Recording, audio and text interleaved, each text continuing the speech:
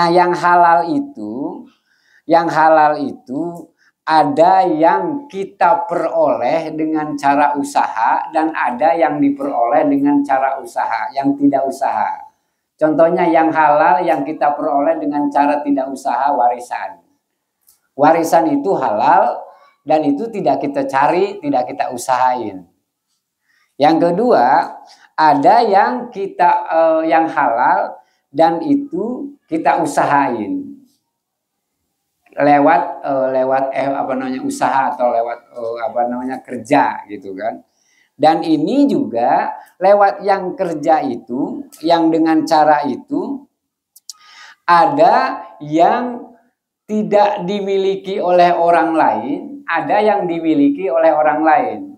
Contohnya kita ke gunung nih, di gunung ada pohon berbuah.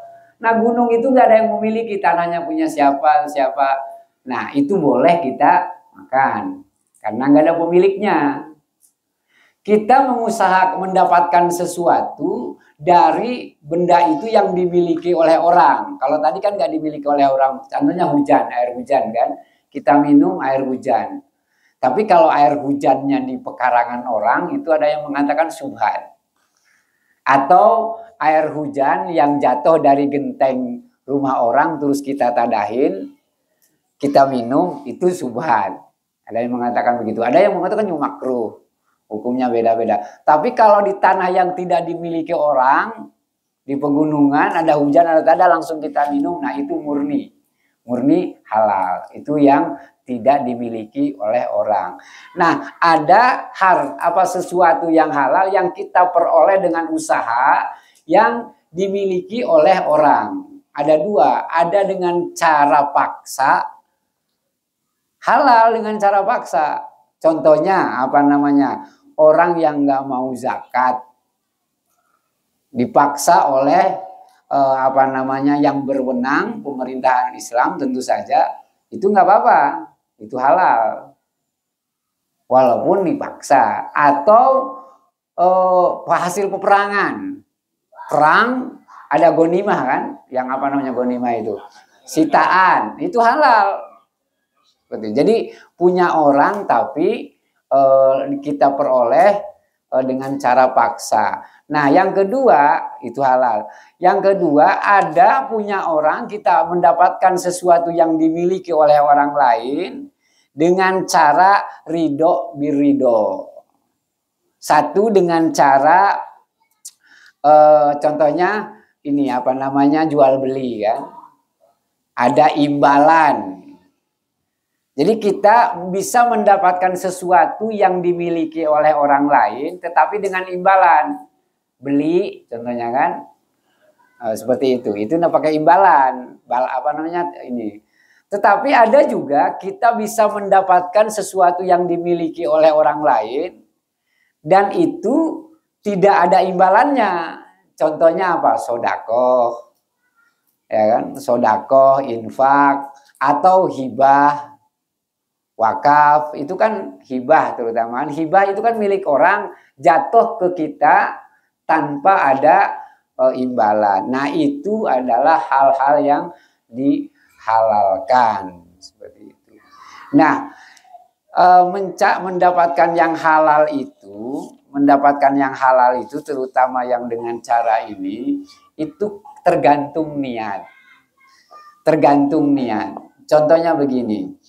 Rasulullah SAW bersabda, "Man tolabal halal fi afafin kana fi darajati syuhada."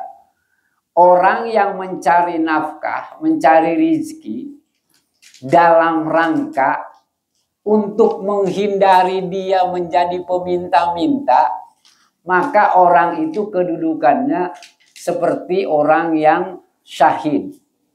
Orang yang meninggal, yang mati dalam perang melawan orang kafir.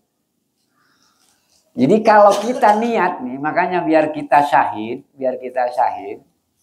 kita niatkan mencari harta atau mencari rizki, mencari nafkah itu dalam rangka agar kita tidak mengemis, agar kita tidak membebani orang, atau agar kita tidak memberatin atau membebani orang lain. Itu pahalanya besar. Bahkan dikatakan kemarin saya sudah ceritakan, ada dosa yang tidak bisa dihapus kecuali dengan cara bekerja mencari yang halal. Makanya kalau kita niatnya kerja itu ya bagus, ya pahalanya besar. Tapi kalau kita mencari hartanya untuk mengumpulkan kekayaan atau untuk pamer gagah-gagahan, maka ini sebaliknya, dia fisabilis syaiton, kata Rasulullah. Maka dia sedang berada di jalan setan. Ya. Jadi kebalik. Makanya padahal sama-sama orang, contohnya sama-sama orang jadi karyawan. Yang satu tujuannya menafkahi anak keluarga, dia mati masuk surga, syahid. Yang satu karyawan juga sama di perusahaan yang sama, tapi niatnya dia kerja itu untuk ngumpulin harta, untuk gagah-gagahan, untuk pamer-pameran. Dia mati juga, pulang kerja, masuk neraka. Nah itu, jadi niat itu penting. Niat itu penting. Karena innamal amalu binniyat. Jadi makanya kita yang paling penting itu perlu meluruskan niat. Itu jadi supaya kita dalam rangka hal dalam hal mencari kerja, mencari sesuatu yang halal, nah itu niatkan. Lebih banyak niatnya lebih bagus. Ta'adud dunia tuksirus sawab. Memperbanyak niat itu akan memperbanyak pahala. Contohnya saya nyari nafkah untuk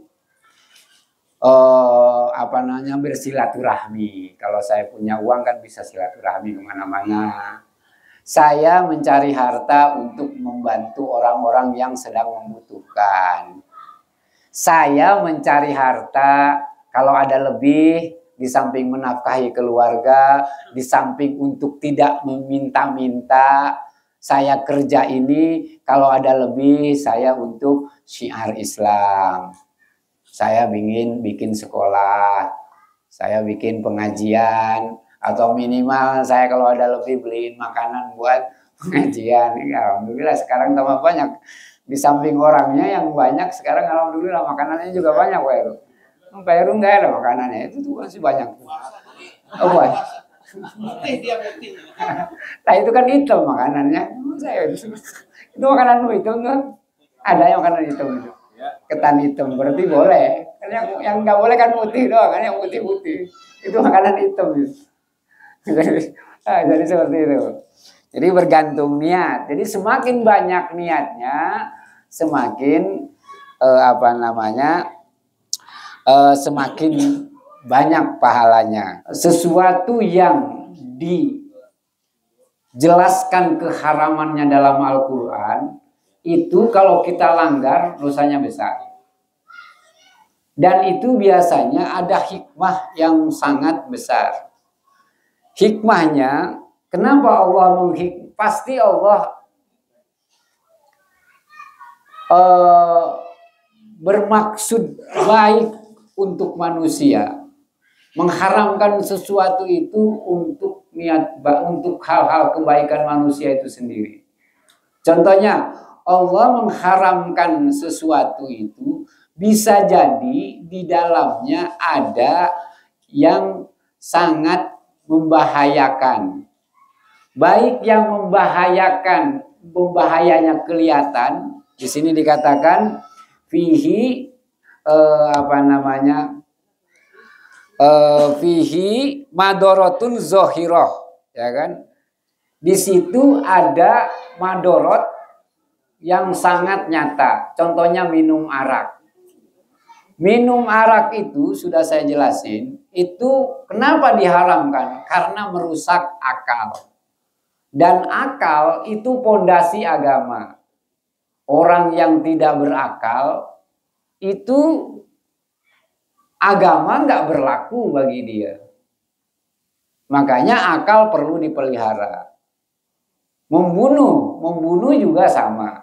Karena membunuh itu menghilangkan ruh. Nah itu, jadi yang zohir yang kelihatan. Yang tidak zohir contohnya zina. Yang mudaratnya nggak kelihatan, tapi kelihatannya adalah khafiyah. Jadi nampaknya sangat tersembunyi mudaratnya. Bahkan ada dikatakan orang yang melakukan zina itu dia akan selalu merasa kekurangan. Itu orang yang melakukan zina dan tidak akan pernah merasakan ketenangan. Itu dampak yang khafi, dampak yang tidak nampak. Yang kedua adalah madorah zohirah, mafsadah, merusak. Yang zohirah contohnya kita tidak boleh memakan daging babi. Kenapa? Ternyata secara ilmiah di dalamnya ada cacing pita yang membahayakan kesehatan. Itu yang jelas. Yang tidak nampak, contohnya kita tidak boleh memakan hewan yang tidak disembelih. Nah, itu juga diharamkan. Kenapa? Karena di dalamnya ada hal-hal yang tidak nampak secara zohir, tapi berbahaya bagi kesehatan kita. Jadi yang diharamkan oleh Allah Subhanahu wa Ta'ala itu segala sesuatu yang jika dilakukan akan membahayakan kita sendiri. Itu yang zohir. Nah, sekarang ada sesuatu yang haram, bukan bendanya, tetapi cara mendapatkannya. Contohnya dengan cara mencuri. Nah, sama zatnya memang nggak haram, tetapi esensinya bahwa makanan itu haram yang dia peroleh. Kenapa mencuri itu tidak boleh? Karena melawan kehendak Allah. Allah itu mengasih sesuatu rizki ke orang, itu kehendak dia. Nah, kalau kita rebut rizki dari dia, rizki orang lain kita ambil, berarti kita melawan yang diinginkan oleh Allah. Makanya mencuri itu hukumannya potong, bukan karena mencurinya, bukan. Gara-gara mencuri yang di 100.000 atau 90.000 terus dipotong tangannya, bukan karena uangnya, tetapi karena melawan kehendak Allahnya itu. Dia tidak suka Allah memberi rizki ke orang lain sehingga orang lain diambil rizkinya. Berarti merebut apa yang diberikan oleh Allah. Nah, itu hal-hal yang diharamkan yang perlu kita jauhin. Dan yang lebih penting lagi, ya kan? Di sini Imam Ghazali mengatakan innal harama kulluhu khobisun. Sesungguhnya segala sesuatu yang haram itu semuanya kotor. Tetapi kotornya berbeda-beda tingkatannya. Contohnya gini, kita mencuri harta orang miskin, itu dosanya lebih gede daripada kita merampok orang kaya. Itu seperti itu. Ya. Jadi kalau mencuri jangan orang yang miskin yang dicuri kan. Atau kita mencuri yang sesuatu yang tidak ada sangkut pautnya dengan agama, mencuri sama hal-hal yang ada sangkut pautnya dengan agama, itu lebih berbahaya. Contohnya mencuri speaker yang ada di diskotik. Beda dosanya dengan mencuri speaker yang ada di Masjid Qurrat Ayun. Ya kan? Mencuri sound system yang ada di diskotik, ya kan? Itu beda dosanya dengan mencuri sound system yang ada di masjid, di musola. Sama juga mengambil uang di pasar, ya kan? Dengan mengambil uang infak di masjid, itu dosanya lebih gede daripada mencuri uang yang ada di pasar. Jadi kalau bikin dosa milih-milih. Kita hitung nih dosanya kira-kira gedean mana gitu. Jadi seperti itu. Kita menelantarkan anak yang masih punya orang tua, atau kita menghardik, ya, memarahi atau menzolimi orang yang masih punya orang tua, itu dosanya nggak seberapa. Tapi kalau kita menzolimi orang yang anak yatim, dosanya lebih besar kan? Memakan harta orang dengan orang biasa dengan memakan orang harta yatim itu beda. Nah, itu Ghazali memilah-milah seperti itu. Sama dengan perbuatan. Perbuatan juga begitu. Orang yang pamer, yang dipamerin kekayaan, dosanya orang yang sombong. Tapi sombongnya karena kekayaan. Dosanya nggak seberapa. Dosa sih dosa, tapi nggak seberapa. Tapi kalau orang sombong, karena kesolehannya, dosanya lebih gede. Itu hati-hati itu. Nah, ini Ghazali. Jadi semua yang haram itu kata Imam Ghazali adalah sesuatu yang sangat kotor, ya kan? Sesuatu yang sangat kotor dan tingkatannya juga berbeda-beda. Nah, sekarang apa dampak orang yang melakukan hal-hal yang haram? Orang-orang yang melanggar yang haram itu, satu, biasanya di sini dikatakan orang-orang yang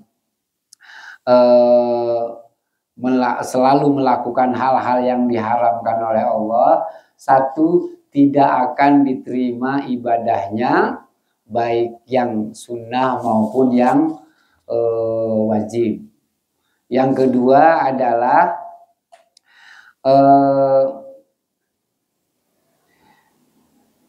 di sini dikatakan doanya tidak akan diterima. Jadi kenapa di sini dikatakan bahwa orang yang selalu melanggar hal-hal yang diharamkan Allah atau memakan hal yang diharamkan Allah, la yuqbalu lahu amalu, tidak akan diterima seluruh amal ibadahnya. Innama yataqabbalullahu minal muttaqin, sesungguhnya Allah hanya menerima amalan ibadah dari orang-orang yang bertakwa. Yang kedua, doanya tidak akan diterima. Itu orang-orang yang suka melanggar hal-hal yang diharamkan oleh Allah Subhanahu wa taala. Oleh karena itu kita mesti hati-hati, kita mesti waro, istilahnya waro. Jadi waro itu adalah menghindari sesuatu yang akan mengarahkan kita kepada hal-hal yang haram. Nah, kalau juhud itu meninggalkan segala sesuatu yang bisa akan melupakan dia dari Allah. Itu udah tingkat tinggi. Kalau waro itu menjauhi sesuatu hal-hal yang subhat, yang hal-halnya boleh, tetapi khawatir kalau dilakukan akan menjadi haram, menjadi dosa. Contohnya saking waroknya, pernah Abu Bakar dikasih oleh pembantu, dia kan datang kehausan, terus ada pembantunya ngasih susu, langsung diminum oleh Abu Bakar susunya. Terus ditanya, tumben kamu punya susu dari mana ini? Kan ke pembantunya itu, oh ini tadi saya ketemu dulu orang yang pernah saya jampe, Ketika saya masih jahiliyah, ketika saya masih kafir, saya pernah menjampe orang dan orang itu sembuh. Nah, setelah kemarin ketemu tuh orang yang saya jampe ngasih susu. Langsung setelah mendengar itu langsung dimuntahkan. Langsung dimuntahkan oleh Abu Bakar.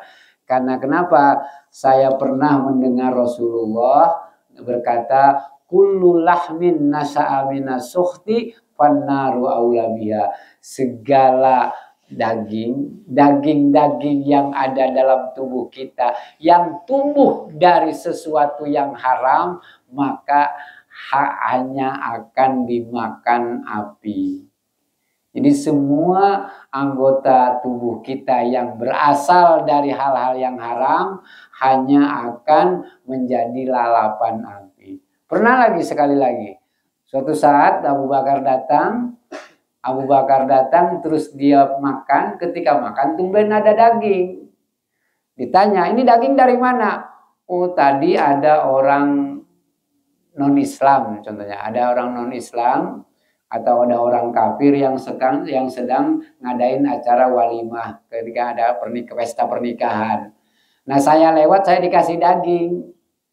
Nah, makanya saya kasih ke Tuan. Nah, setelah mendengar itu langsung dimuntahkan sampai di gedung-gedung gininya, dadanya dikeluarin sampai berdarah-darah karena saking takutnya. Itu Abu Bakar menyebutnya. Dan dia selalu bicara bahwa Rasulullah SAW bersabda, kullu lahmin nasha'a minas sukhti fannaru aula biha. Segala sesuatu yang tumbuh dari hal yang haram maka hanya akan menjadi makanan api. Apalagi kalau kita kasih ke nauzubillah anak-anak kita, berarti kan sama saja kita menjadikan anak-anak kita jadi kayu bakar api neraka seperti itu.